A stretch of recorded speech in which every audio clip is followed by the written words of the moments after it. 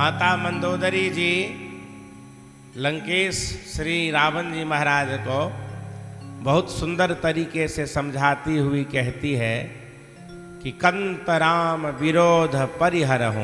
हे मेरे कंत, हे मेरे प्राणनाथ, दशरथ नंदन राम कोई साधारण मनुष्य नहीं है, जिन्होंने खेल ही खेल में 400 योजन समुद्र पे पत्थर से पुल बांध दिया। क्या आप उन्हें साधारण मनुष्य समझते हो? राम श्री जनक जी महाराज के दरबार में अनगिनत भूप आए, आप भी तो गए थे, पर तिल भरी भूमि न सके छराई। अब जनिको माखे भट मानी, वीर विहीन मही में जानी। जनक जी बोले थे, याद है? हे मेरे नाथ, आपको लगता है कि संग्राम को आप जीत पाएंगे?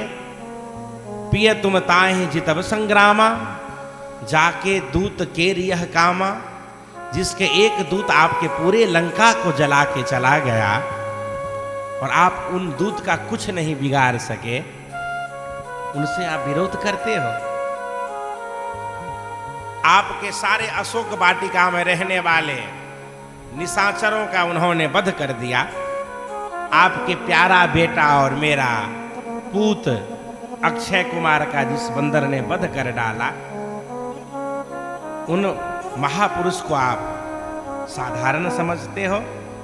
नाथ, आपके समान ही बलवान आपका भाई खर और दूषण था।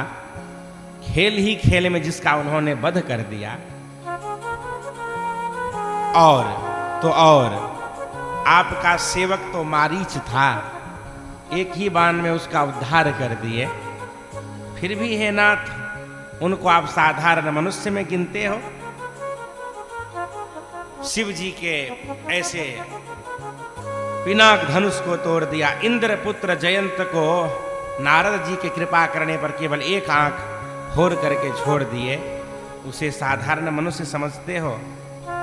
हे मेरे नाथ, क्यों मेरे सुहाग को उजाड़ना चाहते हो? मैं आपसे हाथ जोड़ करके प्रार्थना करती हूं कि लक्ष्मण जी जो उनके भाई एक रेखा खींचे थे, उस रेखा को तो आप पार ही नहीं कर पाए। किशोरी जी को इधर बुलाए और उनसे विरोध करते हो। इस प्रकार से मंदोदरी माता बहुत अच्छी तरह रावण को समझाती है, पर रावण समझने का नाम नहीं लेता है। फिर अपने गुण का, अपने बल का, अपने पौरुष का बखान करने लगता है।